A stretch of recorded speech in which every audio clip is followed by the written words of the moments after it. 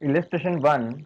Find first four central moments for the following observation. Also find the values of beta 1, beta 2, gamma 1 and gamma 2. Your observations are given xi, that is 13, 14, 18, 19, 21. So first of all we write in table form xi, that is 13, 14, 18, 19 and 21, and we will take the sum of xi, we get value 85. So after finding this value, we'll put in the formula of mean, that is x bar equal to sigma xi divided by n. So your sigma xi, that is equal to 85 divided by n. Your number of observations are 5.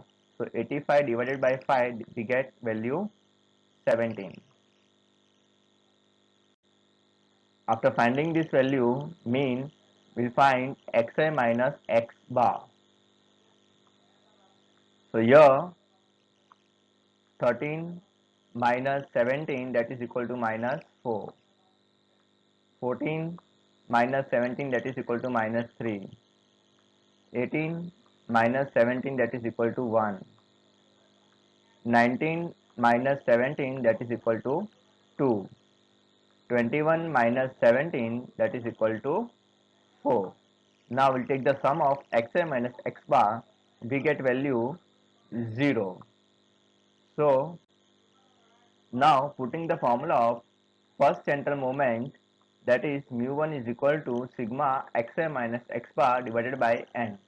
Here where sigma xi minus x bar, that is equal to 0.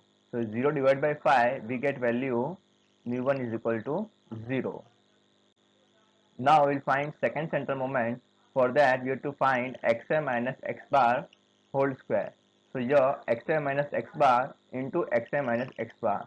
Therefore minus 4 square, that is equal to your 16. Minus 3 square, that is equal to 9. 1 square, that is equal to your 1. Then 2 square, that is equal to your 4. Then 4 square, that is equal to your 16. Now we'll take the sum of xi minus x bar whole square, we get value 46. So now after finding this value, we'll put in the formula of second central moment, that is mu2 is equal to sigma xi minus x bar whole square divided by n, where sigma xi minus x bar whole square, that is equal to 46. So 46 divided by n is 5. So 46 divided by 5, that is equal to 9.2.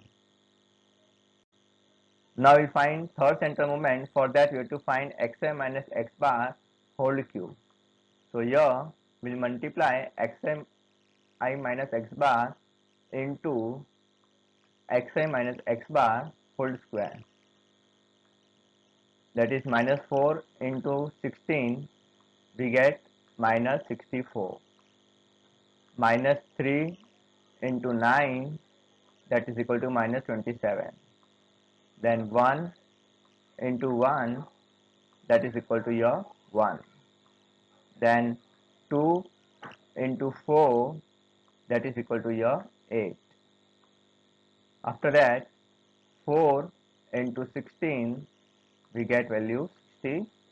So after multiplying this value, all the values, we have to take the sum of xi minus x bar whole cube, we get value minus 18.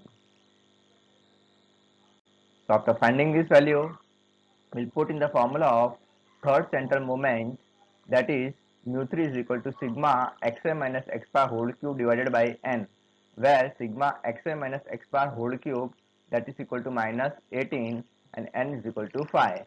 So mu3 is equal to minus 18 divided by 5, we get value minus 3.6. And now finally we find fourth central moment.